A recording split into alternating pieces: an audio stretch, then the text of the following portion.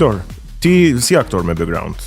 S'ke mbaruar apo me shkollim Akademi të Arteve për regji apo për aktrim? Jo. Ti ke një shkollim tjetër. Komplet tjetër.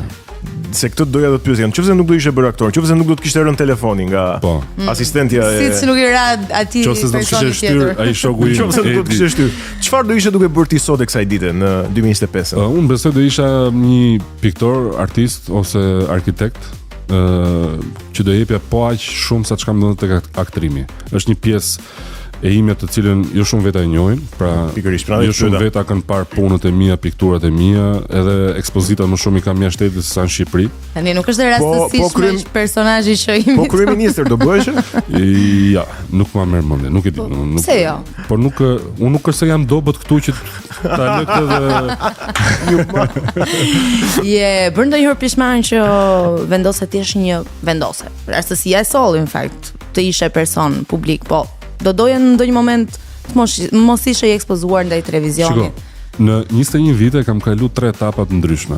Etapa parë është që nga që isha shumë i vogël, isha 18 vjeç kur fillova portokalli dhe bëja një personazh që ishte me mjekër, me flokë të rëna, tulla deri në gjysmë. Flokët në atë kohë kishe. Ti vazhdoi edhe shkollën, universitetin? Isha në lice, në vit 4 lice artistik, pra në gjimnaz. Domethënë ti universitetin e ke bërë paralelisht me portokallin? Universitet parë dhe dytin. Edhe të dytin? Edhe për arkitekturën. Paralelisht me portokallin. Paralelisht me portokallin, me emisionin radio plus edhe emisione tjera që dinin kështu shtesë. Okej. As vetë nuk e di si e kam dalë. Kurse unë e pyeta Florin se mendova që do ishte pyetja jote, kishe flokët si kishen atë kohë. Jo, dhe faza e parë që kalova ishte faza që njerëzit nuk njihnin fare që isha unë ai që imitoja atë. Dhe kur hypja në autobus gjëja njerëz që flisin për moje ke para atë që bën Edi Ramën, e kam në lagje atë, ka një 3 fëmijë, ka 2 vajza, një djalë, po çfarë djali burri mirë, burri.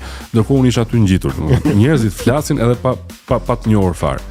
Faza e dytë është pastaj vjen faza që të gjithë njohin edhe jashtë ngrimit, të njohin, duan të jenë pjesë aty, duan dal një foto, ti shtrihesh në plazh për të marrë diell, vjen ai këtu, po bëjmë foto, ti çohesh, del foto, shtrihesh, ulesh prap, ose duke u lar vjen tjetër vinte me aparat nga ato digitalet.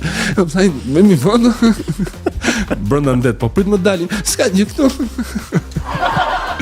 Edhe sa raste të tjera, domethënë, kurse faza 3 që po kaloj tani është një fazë që them një pjesë jashtëzakonisht shumë e madhe e shoqërisë, e njerëzve, publikut, ardashëve kanë dalë foto me mua.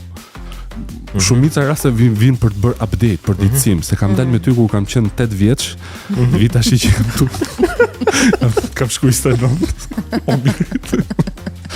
Që kjo është, këto janë 3 fazat pak a shumë që po kaloj me qenurit publik. Dhe në këtë fazën e tretë të shenjit publik, çfarë të përmbush më së shumti? Më përmbush. Besoj fama tani kanë kaluar këto kënaqësitë që ti. Ajo fama është apo çka pas asnjëherë. Është rrjedhoj, është pasojë, nuk është diçka që njerëzit e kërkojnë. Kupton? Ajo vjen vetvetiu. Madje edhe pos bëra asgjë, njerëzit tu ta shpikin një shtratë, thonë këtu kalon me ajo që më përmbush shumë dhe më bën ndjem shumë mirë është kur dëgjoj ashtu siç thotë Viola që unë kam parë që e vogël më bëhet zemra mal dhe mbi të gjitha kur takoj njerëz që thonë në një periudhë të jetës unë kam qenë shumë keq dhe numrat e tu më kanë ndihmuar humori jot që ta kaloj me buzëqeshje. Kjo është një ndjesi e jashtëzakonshme që nuk ka as çmim, as vlerë dhe është shumë përmbushse shpirtërisht. A të ka ndihmuar humori të shpëtosh në një marrëdhënie personale?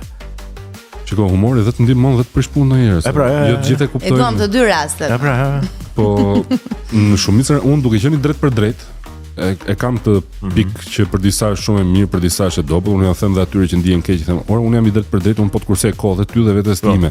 Fundis, po të them atë që ne do të themi mbas një muaji, mbas 2 muajsh bash. Po ta them që tash, kështu që ato 2 muaj. Mos mbasim kohë se koha është e shenjtë. Ato 2 muaj nuk na i kthe njëri. O i kalojmë mirë ose si kalojmë fare mirë, secili shef rrugën e vet.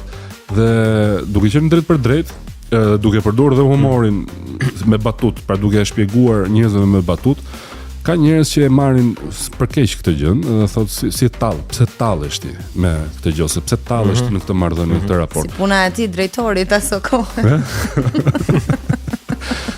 Ndërsa ka një pjesë tjetër pastaj që e mirë kuptojnë edhe buzëqeshin, pra është një mënyrë zgjidhëse e çdo lloj gonxheje që krijohet, ndaç në jetën personale, ndaç në jetën miqësore me prandaj shoqëri. Po, Unë besoj që shërben më shumë më mirë, edhe në një rast vështirë, për shembull në spital, nëse doktori ta thot, ta shpjegon me humor, je ka përdin më thjesht atë gjendje që po ka. Është armë shumë e fortë. Humori është armë shumë e fortë. si është Flori familjar? Se Flori në ekran që bën batuta edhe na shkrin gjithëve e njohim, po jetën publike jetën private e ke balancuar shumë mirë me atë publike dhe ne dim shumë pak për ty në këtë aspekt. Unë e mbaj shumë për vete pjesën familjare dhe fëmijët edhe marrëdhënien me gruan time, sepse dua që të jetë ime, nuk dua që të jetë e botës, pra nuk e bëj jetën time private për ta bërë publike, bëj për ta jetu vetë. Dhe jam njësoj si që jam edhe mesjush i drejt për drejt në familje, ndonjëherë fëmijët prekin, po jam mësuar tash, se fëmijët e duan shumë me ëmbëlsire, me sheqere, me peta sheqeri, heqin petën e parë, heqin petën e dytë, dalin qershia. Po kaca kokra me karamele, pastaj han dhe ato deli peta byrekut, nuk jam kështu.